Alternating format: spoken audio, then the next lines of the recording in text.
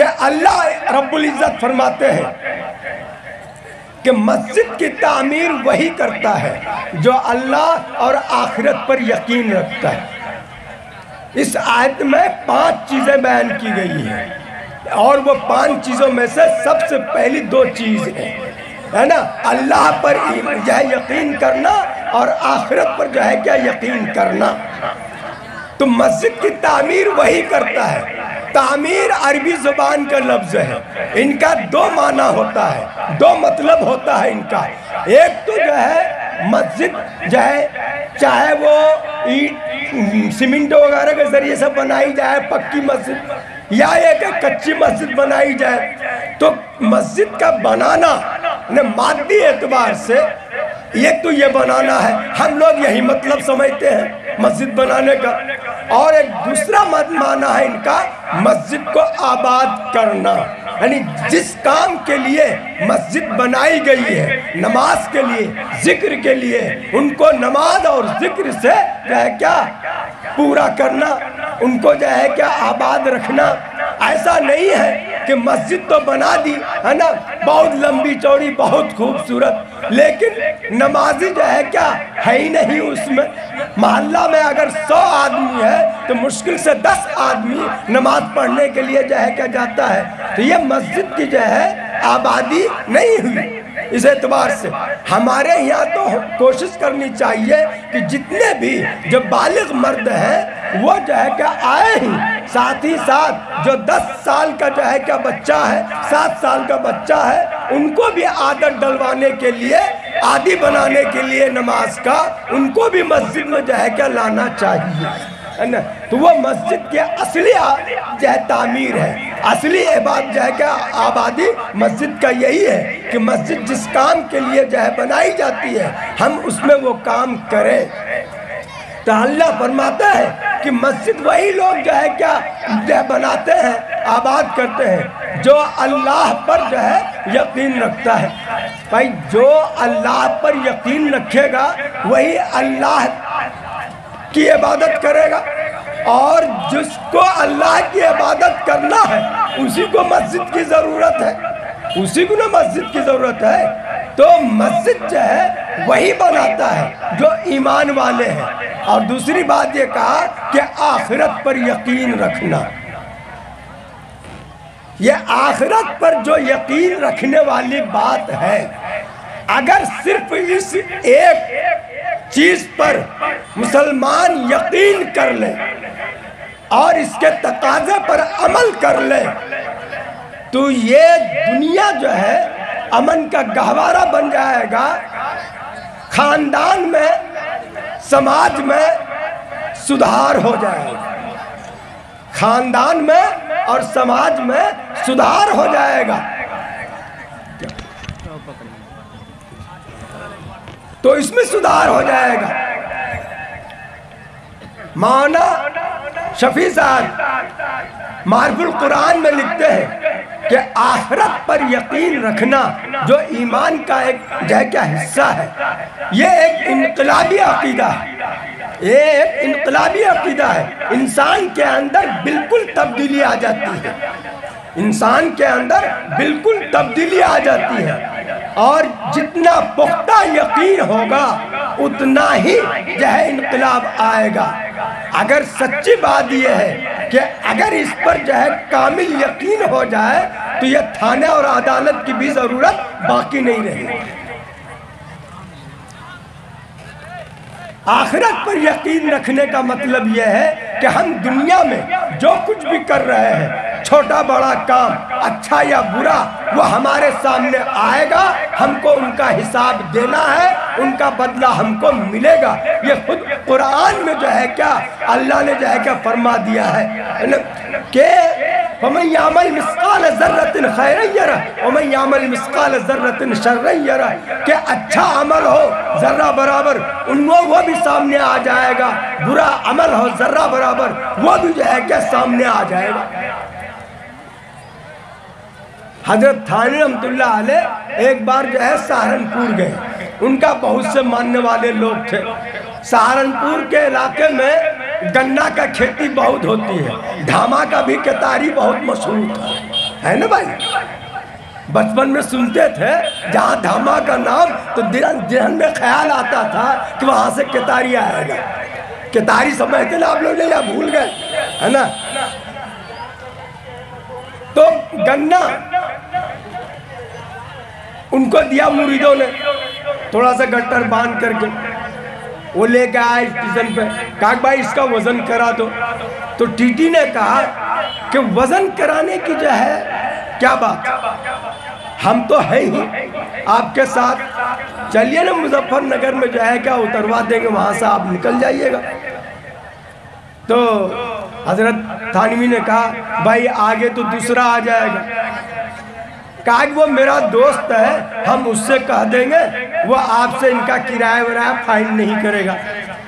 کہنے لگا ٹھیک ہے.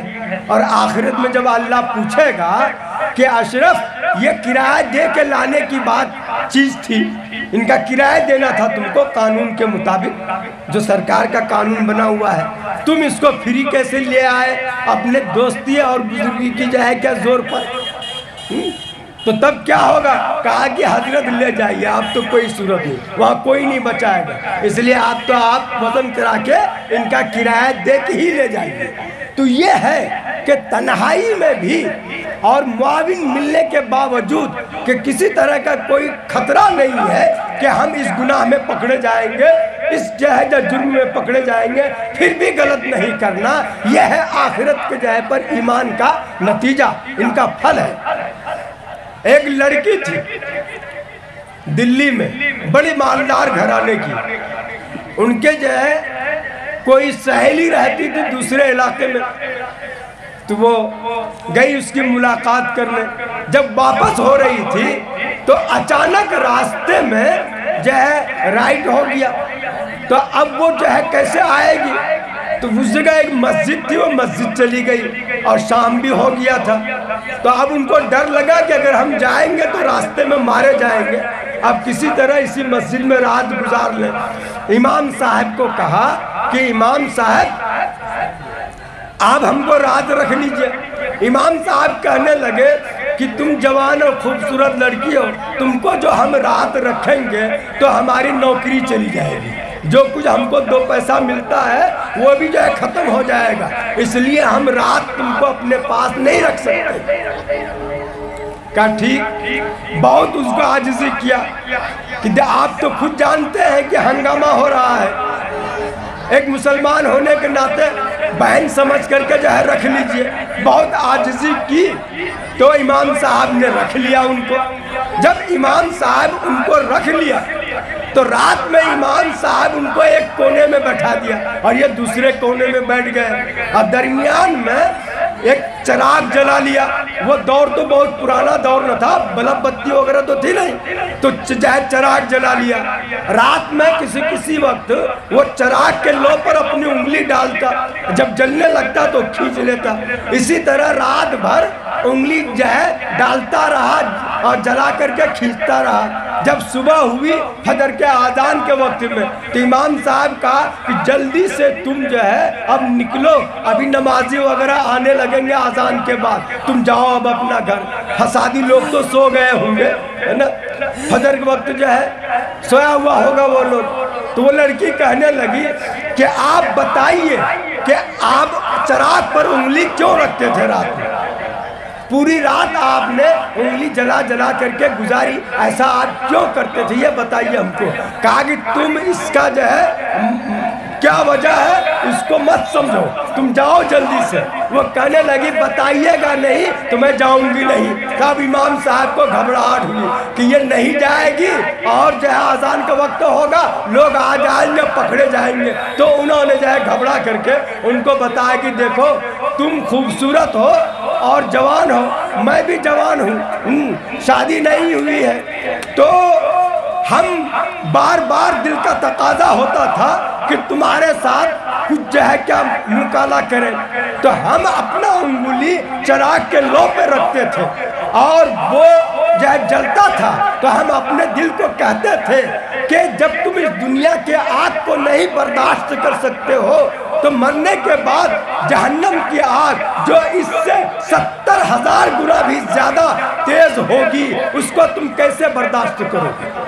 ان کو کیسے برداشت کرو گے؟ تو ہم اپنے دل کو یہ بات بتا کر کے جو ہے روک لیتے تھے، اس کو روک لیتے تھے۔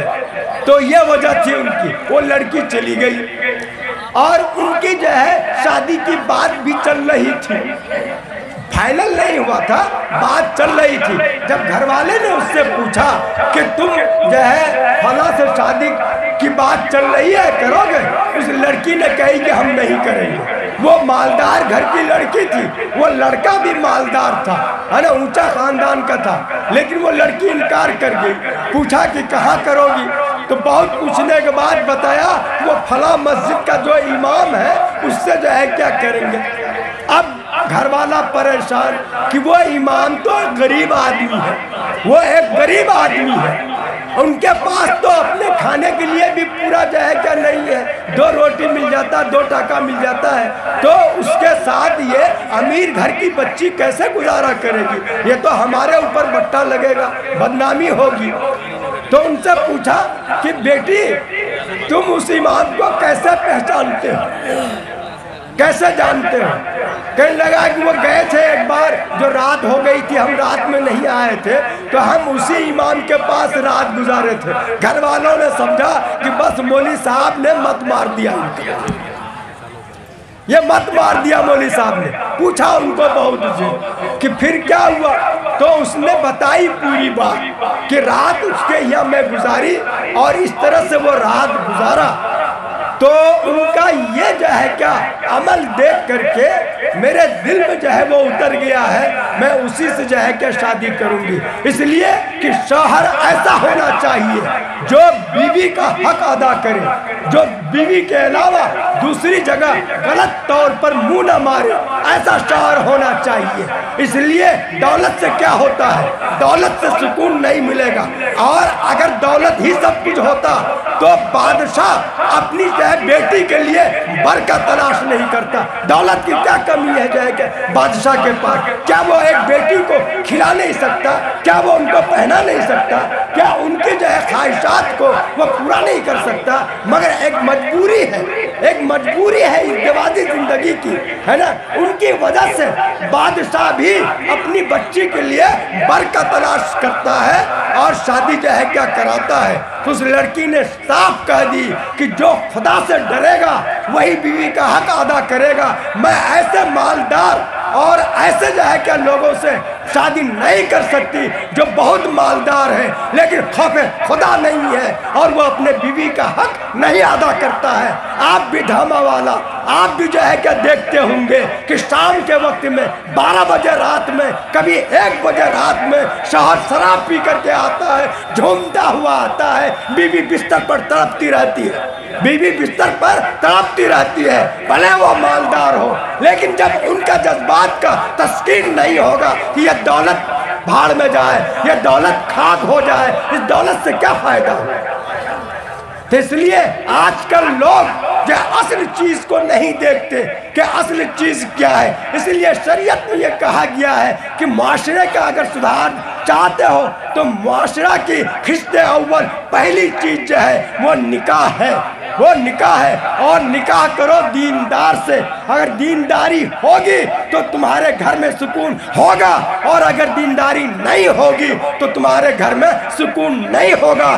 آج جو خاندان کے خاندان تباہ ہو رہا ہے، آج جو ماں باپ کا ناک کٹ رہی ہے، اس کی واحد وجہ یہی ہے کہ دینداری ہمارے گھر سے نکل گئی، دینداری ہمارے گھر سے نکل گئی۔ اللہ کرے کہ ہمیں مسجد کو آباد کرنے کا، اپنے معاشرہ کو تعلیم اور تربیت اور جو ہے ایمانداری کے ساتھ جو ہے آراستہ کرنے کا توفیق عنایت کرے، اور آپس میں ایک دوسرے کے ساتھ جو ہے محبت کرنا، ہمدردی کرنا، اچھا سلوک کرنا، کہ اللہ ہم کو جو ہے توفیق عنایت کرے۔ تیرا درد درد تنہا، میرا غم غم زمانہ، جو دل کو فتح کر لے وہی فاتح زمانہ۔